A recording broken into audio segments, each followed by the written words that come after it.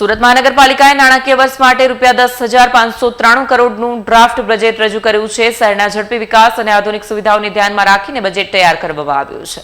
સુરત મહાનગરપાલિકાએ નાણાકીય વર્ષ માટે ₹10,593 કરોડનું ડ્રાફ્ટ બજેટ જાહેર કર્યું છે। ડ્રાફ્ટ બજેટમાં ₹5,073 કરોડનું કેપિટલ બજેટ ફાળવવામાં આવ્યું છે, જેમાં રસ્તા, બ્રિજ, ડ્રેનેજ, પાણી પુરવઠા અને અન્ય મૂળભૂત સુવિધાઓનો સમાવેશ છે। ટ્રાફિક સમસ્યાના ઉકેલ માટે શહેરમાં નવા આશરે 8 ફ્લાયઓવર બ્રિજના નિર્માણની યોજના ઘડાઈ છે। તે ઉપરાંત ₹332 કરોડના ખર્ચે નવા રસ્તાઓનું નિર્માણ કરવામાં આવશે, જેથી શહેરના આંતરિક અને બાહ્ય વિસ્તારોમાં વાહન વ્યવહાર વધુ સુગમ બને।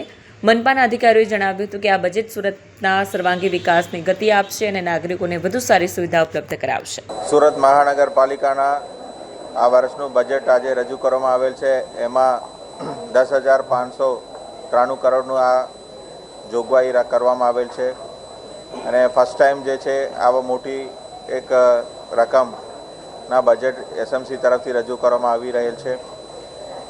સુરત જ્યારે રાષ્ટ્રમાં કાયમ પ્રથમ રહ્યું છે અને વિશ્વ કક્ષાનું શહેર બની રહ્યું છે અને લોકો એમને અહીંયા આવીને વસવાટ કરવામાં આવે છે, તો એમની પાયાની સુવિધા પાણી, ગટર, ડ્રેનેજ અને નવા વિસ્તારોમાં પણ જે પાયાની સુવિધા મળવાનું છે અને અહીંયા આવેલ સુરતીઓને હેલ્થ, એજ્યુકેશન એવા સુવિધાઓ પણ સરસ રીતે મળે, એના માટેનું આયોજન ધ્યાનમાં રાખીને આ બજેટ તૈયાર કરવામાં આવેલ છે। એની અંદર સ્લમ ફ્રી સિટી છે, ડર્ટ ફ્રી સિટી છે અને અફોર્ડેબલ હાઉસિંગ, દરેકને ઘર મળે, રહેવાનું સુવિધા મળે, એના માટેનું પણ ખાસ ધ્યાન રાખવામાં આવેલ છે અને આવતા જે નવા પેઢી છે એમને ડેવલપ કરવા માટે શિક્ષણના જે સુધારો કરવાના છે એ પણ ધ્યાનમાં રાખવામાં આવેલ છે અને સ્લમ વિસ્તારમાં રહેતા લોકો માટેનું મોબાઈલ ક્લિનિકનું પણ આ બજેટમાં સમાવેશ કરવામાં આવેલ છે।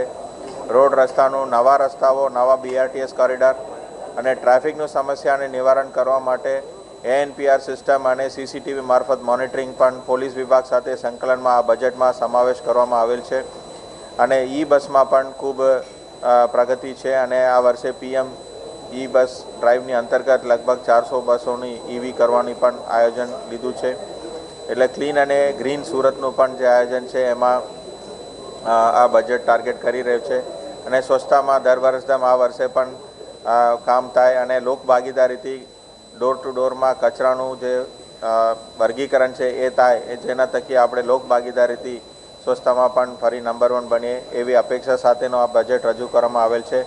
એમાં અલગ અલગ સુરત શહેરના અગ્રણીઓ, business, MSME, chamber of commerce, અન્ય સંસ્થાઓ, NGOs અને મીડિયા મિત્રો મારફતે પણ જે પણ સૂચનો મળ્યા છે એ બધા સૂચનોને ન્યાય આપવાનો પ્રયત્ન કરવામાં આવેલ છે અને એ સાચા અર્થમાં અમલીકરણ થાય અને જે આયોજન કર્યું છે એ આયોજન ચોક્કસબદ્ધ અને વ્યવસ્થિત રીતે અમલીકરણ થાય, એના માટે અમલ કરવા માટે ટીમ SMC કટિબદ્ધ છે અને લોકોને રિઝલ્ટ મળે એવા આયોજન સાથેનું આ બજેટ રજૂ કરવામાં આવેલ છે।